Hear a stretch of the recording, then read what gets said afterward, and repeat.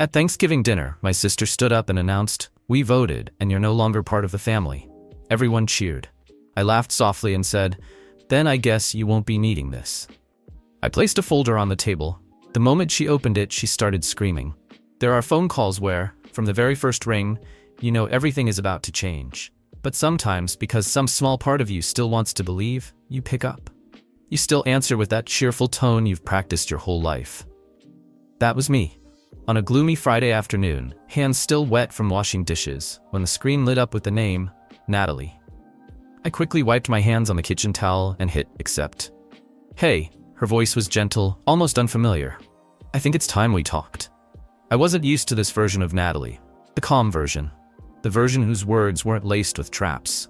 The version who didn't carry the smell of hidden debts and apologies that only came after she'd taken enough. "I've been thinking a lot lately," she continued. "Our family? We've let things get too far." I braced myself against the sink, heart thudding in my chest like a fool.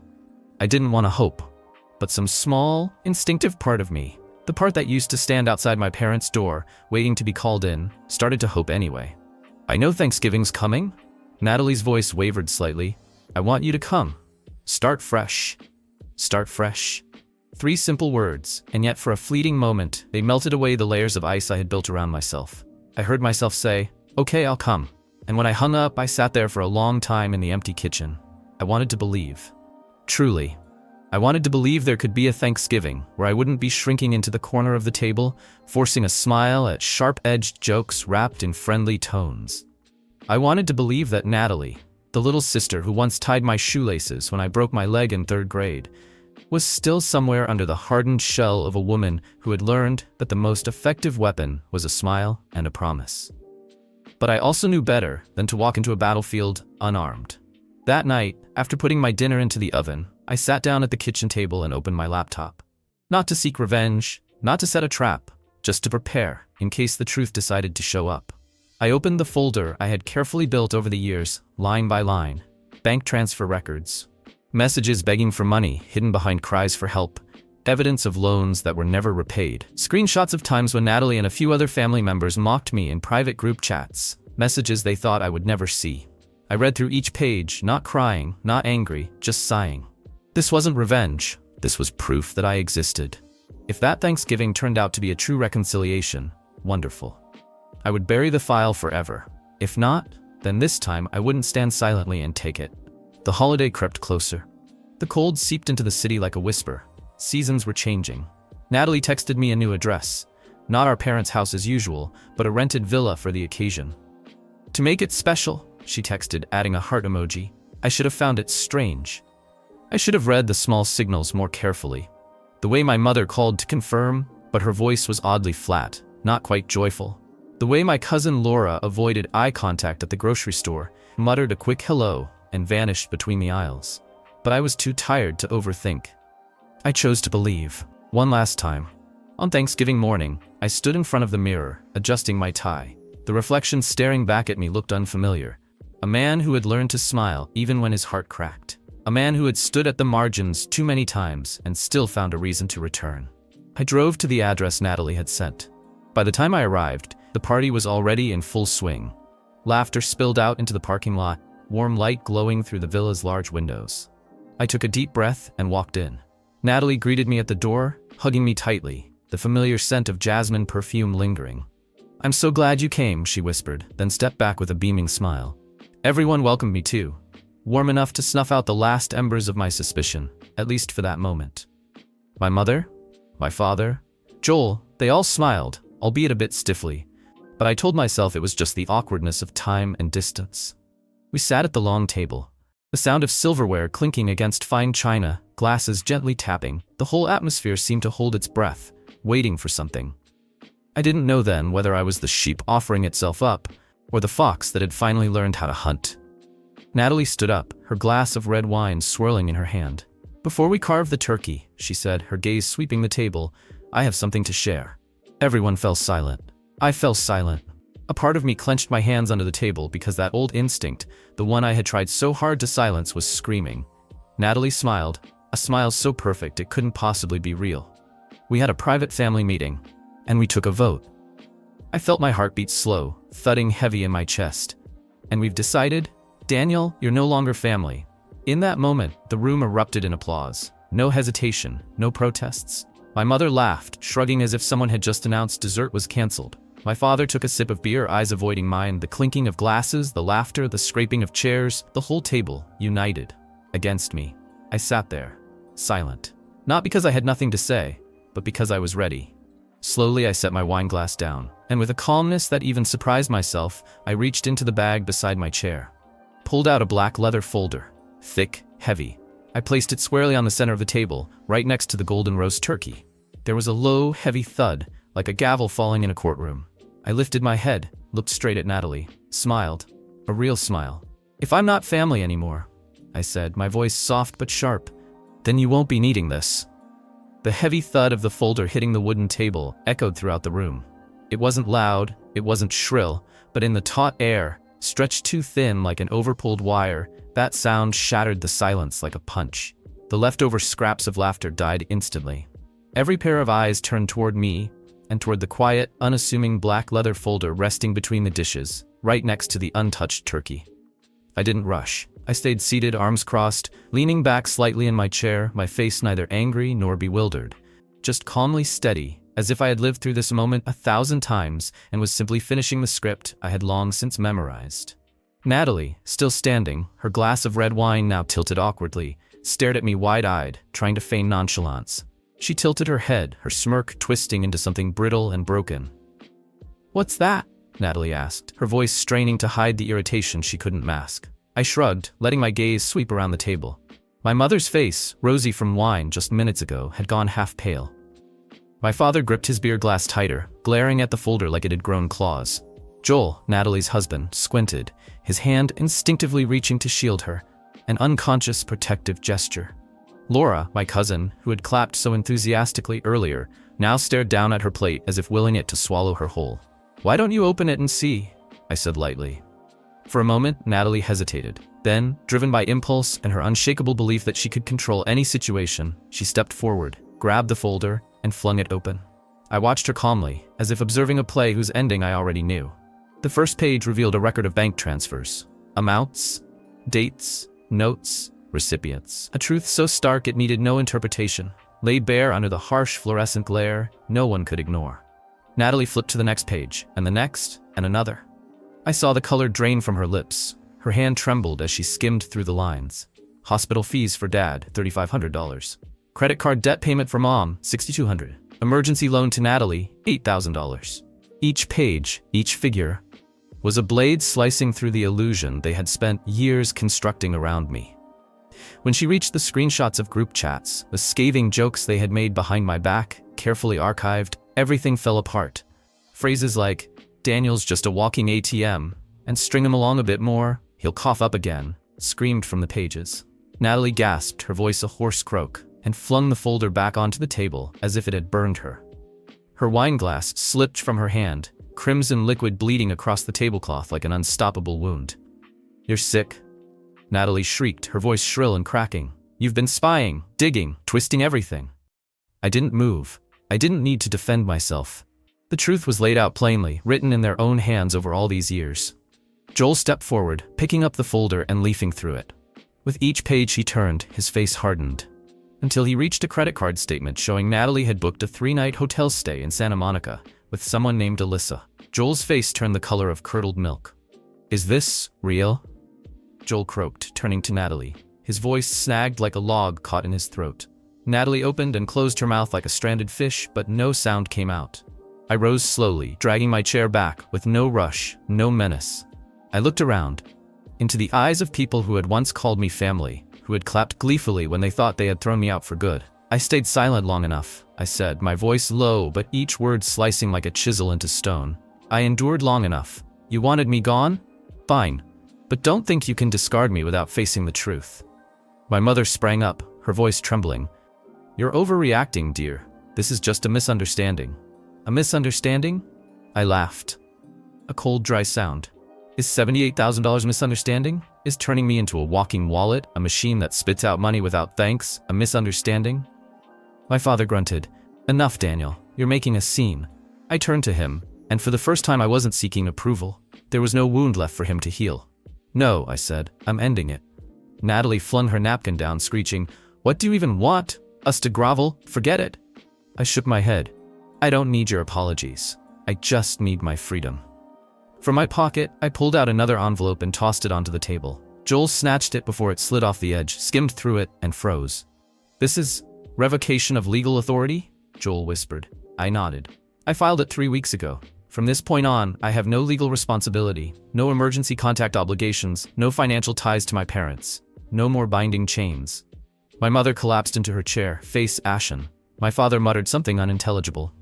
Natalie, however, refused to back down, her mouth trembling with rage. "You're selfish. You're petty. You'll regret this." I smiled, a smile without bitterness, without malice, a smile of release. "No," I said. "I'll live."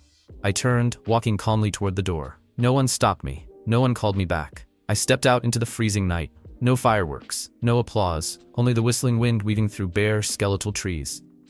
But each step I took grew lighter, freer, as if, for the first time in years, I no longer carried an entire family on my back. I opened my car door, slid into the driver's seat, gripping the steering wheel for a long moment before starting the engine. The headlights sliced into the misty road ahead, long, empty, uncertain. I didn't look back, because I knew, behind me, sat the hollow faces of those who had finally, irrevocably lost me. And in front of me, stretched the life I had finally taken back for myself. I drove slowly through the empty streets. The streetlights cast long shadows across the wet asphalt, the blurry glow looking like the memories I had once painstakingly kept, now reduced to faded silhouettes.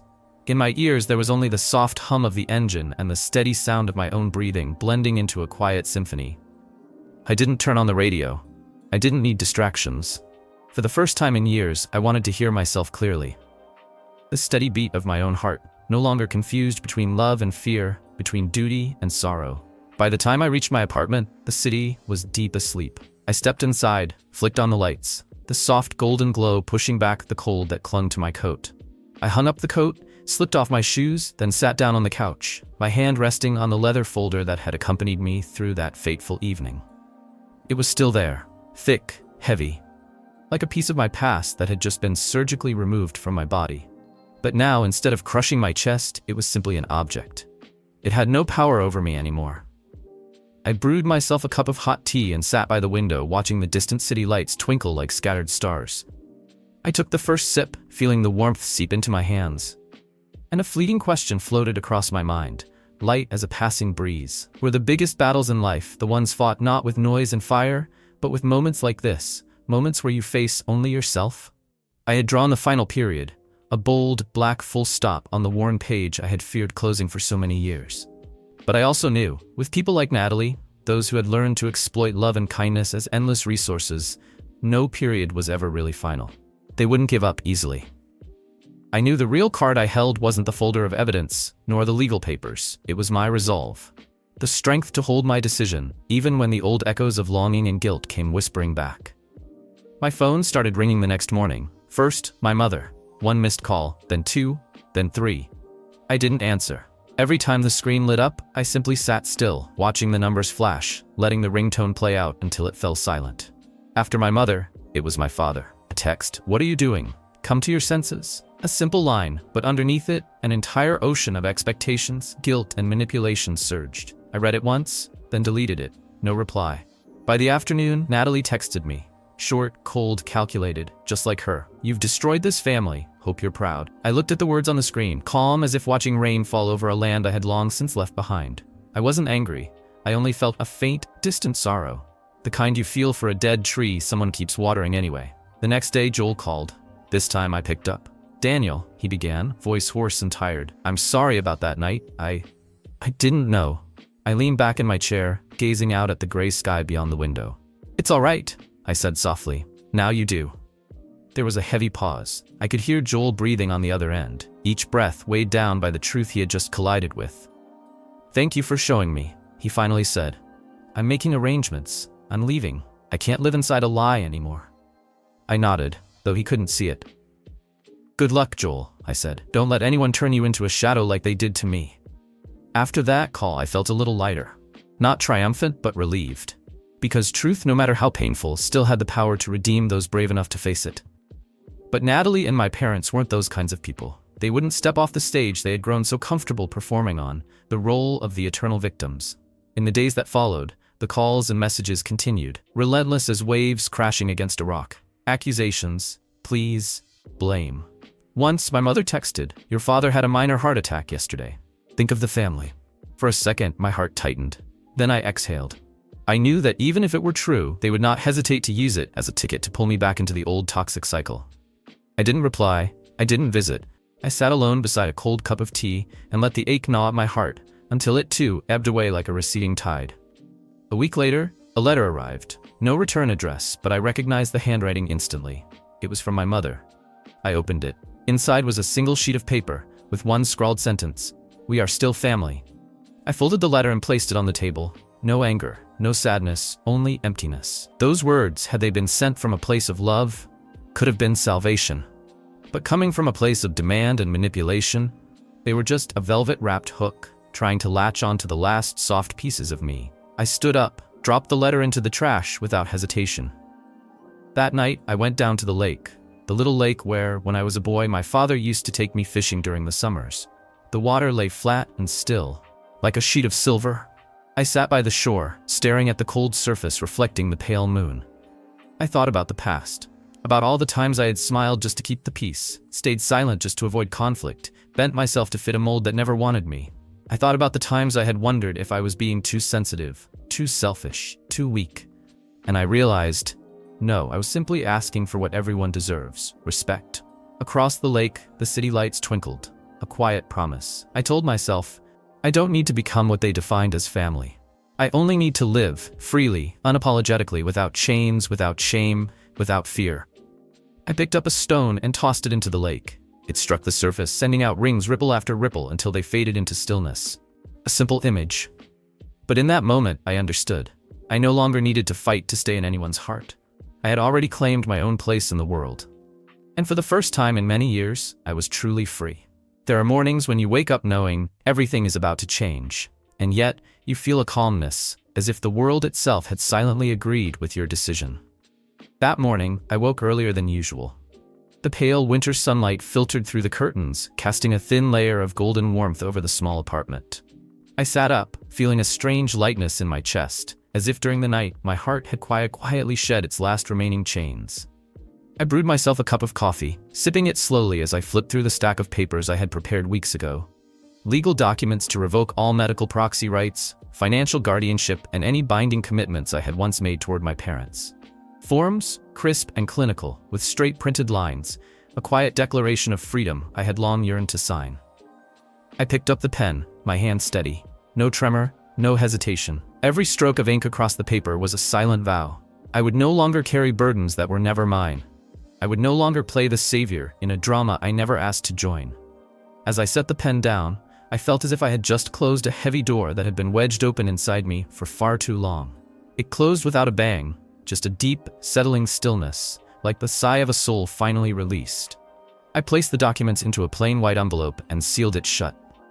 It would be sent to my lawyer to complete the filing. To anyone else, it was merely paperwork, stamps, and signatures. But for me, it was the most sacred rite I had ever performed for my own life. That afternoon, I received a message from Natalie.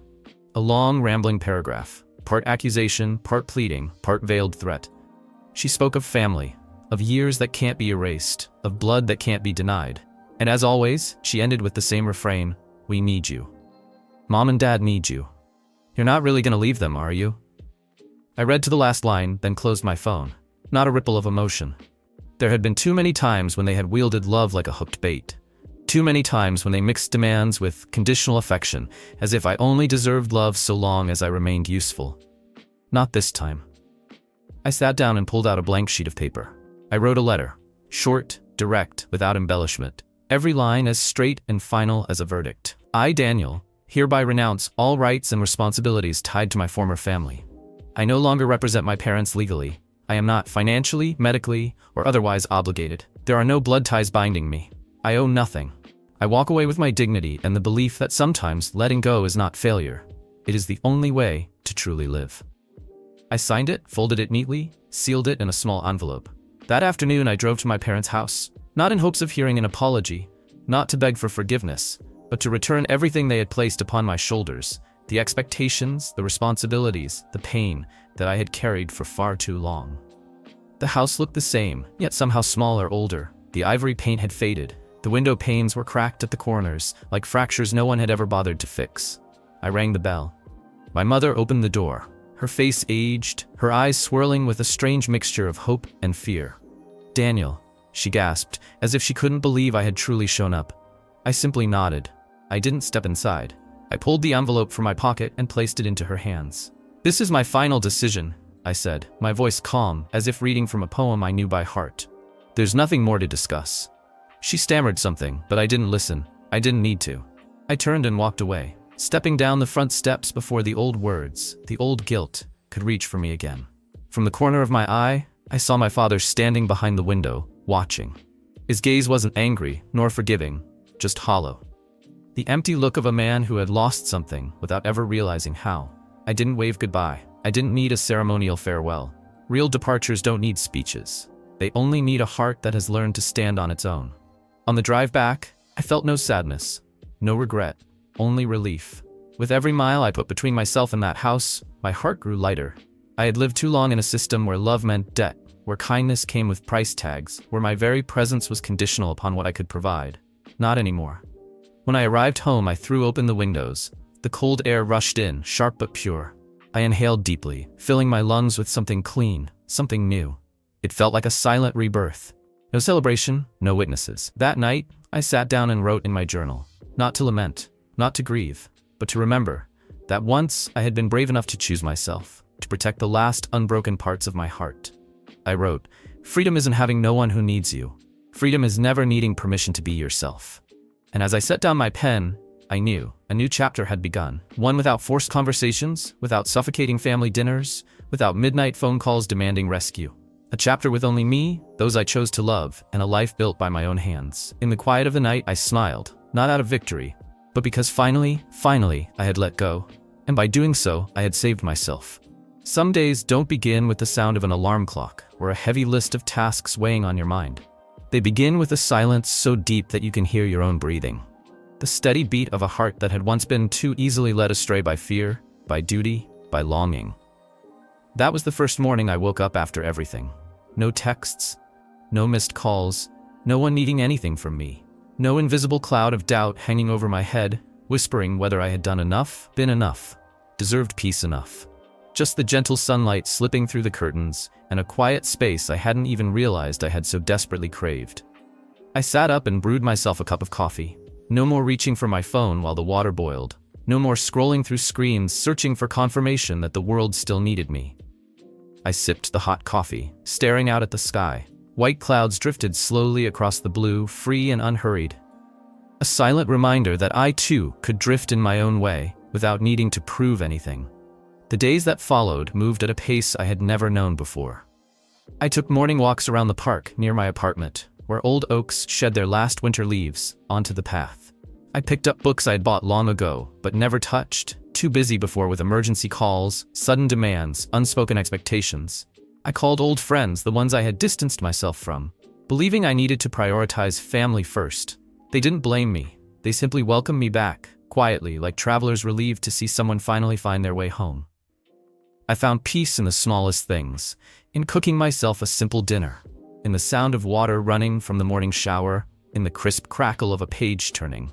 I found myself again in those ordinary moments. A person who didn't need to do anything extraordinary to be loved. A person who didn't have to carry anyone else's broken expectations. A person who was enough simply by existing. Sometimes the messages still came, scattered and persistent, like drizzle tapping against a window pane. Once, Natalie sent a long message, starting with what sounded like remorse but quickly sliding into sweetly worded blame.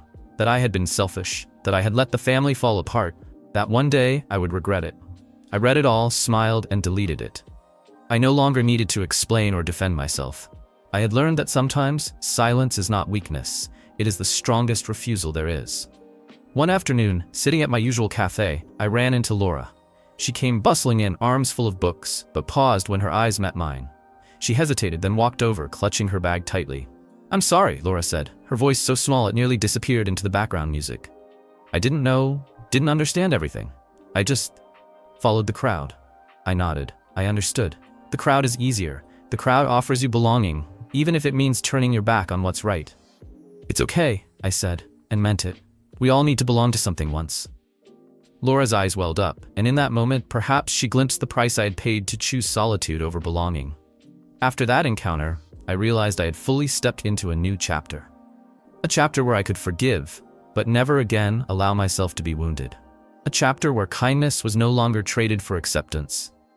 A chapter where I could love without having to prove my worth. I started reclaiming the small dreams I had once shelved. I signed up for a weekend photography class, something I had postponed for years because I was always too busy helping. I applied for a job in another city, a place where no one knew my past, where I could build something from the ground up. When the job offer came, I didn't hesitate. I packed up my things, boxed away my past into nameless containers, and walked out of the little apartment that had once been a shelter, now a launch pad. On the day I left, I stood one last time on the balcony, looking down at the bustling streets below. I whispered a goodbye no one could hear. A farewell to old days, to old versions of myself. Then I turned and left, carrying only one thing: the freedom to choose myself. The new city welcomed me with wide streets and clear skies. I rented a small apartment near a park, where each morning I could hear the birds sing and each evening watch the sunset turn the trees gold. I made friends who knew nothing of my old story, who saw me not as a character from an old script, but simply as Daniel, someone who loved books, black coffee, and smiled easily in conversation. Each day, I felt the broken pieces inside me quietly mend themselves, not because anyone was fixing me, but because I no longer needed anyone to tell me I was whole. I learned to love solitude, not as loneliness, but as a necessary part of growing into myself. I learned to cherish every moment of autonomy, every decision made for me, not from fear of losing someone. One spring evening, while walking along the river, I stopped to watch the slow current under the moonlight, and I realized true freedom isn't being free from others' control. It's when you no longer need anyone's permission to be who you are. No need to prove you're worthy. No need to hurt yourself to hold on to relationships that had long since rotted. I had lost a family, but I had found myself. And to me, that was the greatest gift of all.